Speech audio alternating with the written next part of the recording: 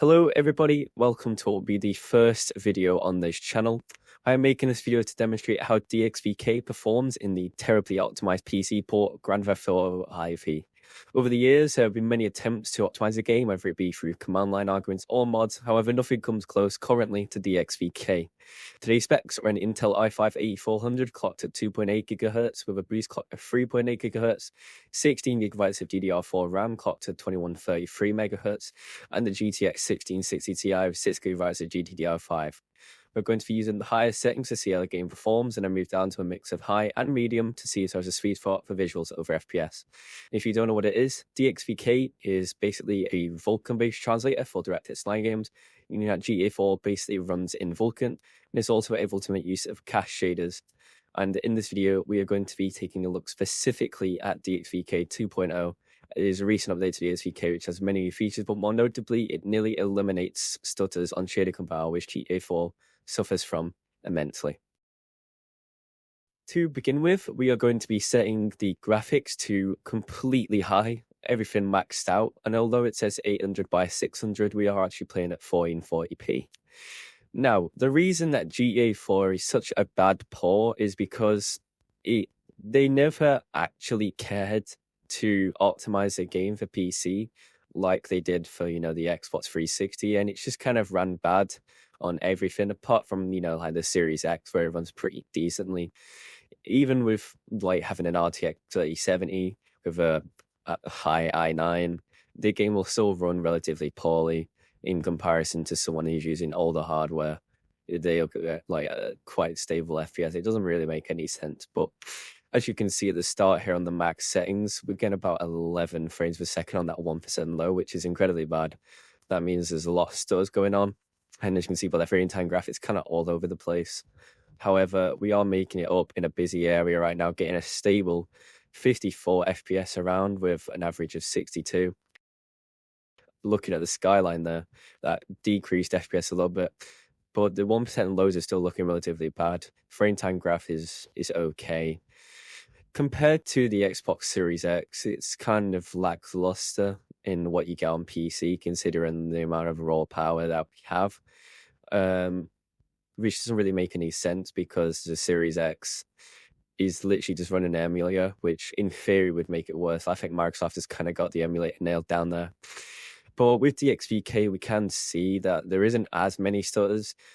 Obviously, when we put the settings down later, we'll see a large improvement. No spoiler intended, but that's basically how it goes. You can't really max out this game on anything. Maybe if you have a 4090, but not on anything. As you can see, our i5-8400 is sitting at about 70% usage, while our 1660 Ti is currently maxed out, something we won't see later down the line in the next clip. But you can see we're still getting terribly low 1% lows with that awful frame time graph there. If you saw it as we were coming out of the tunnel, but it's basically how it is. It's just terrible frame time graphs, terrible 1% lows, decent average, but in some places like here, only getting 49 FPS when we have a capable system. For context, GTA 5, the game that came out after this, has incredible optimization, and people usually get quite high FPS unless you are on an old system. But yeah, that concludes our high test for GTA4. We're going to move to some high and medium settings roundabout.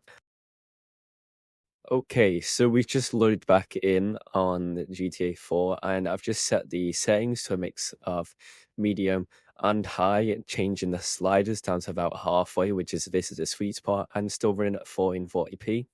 As you can see, we've just come out and we're already on a better 1% lower than we just were, averaging about 120 frames per second. So I personally think that even just for this few seconds of gameplay, going on the medium and high is the way to go. The benefits of going on the max settings don't really make any sense unless you have a system that can actually handle it, aka the newest systems that you can get. We can see that the 1660 Ti is no longer completely maxed out. It sits at about 70%. So I do estimate you can probably increase the graphic settings a little bit more. I obviously did a much more exaggerated example and change the settings down to a bit lower than I thought initially should have been on medium and high preset, because I just wanted to make sure that it's very playable while also looking pretty decent at the same time. Obviously, GA4, the graphics now are outdated, but for the time it was revolutionary, sorry. And it just kind of bums people out that such a great game has such terrible performance on PC, because Rockstar just don't want to give it the time to update the game and refine it. All it takes is one little update. And they did. They gave people that update, and instead of fixing things, they removed everything, such as multiplayer and, you know, the radio stations, and added some radio stations from 2016 for some reason, which doesn't make any sense. But yeah, you can see that the performance on the ride there, we're getting about 100 FPS right now, 94 on average, and a much, much better 1% lower 40. That is incredible, like over the previous test where we're getting around 11 FPS on that 1% low. So it's much better. As you can see, the i5 and the 1660 are working in tandem to produce actual great FPS here.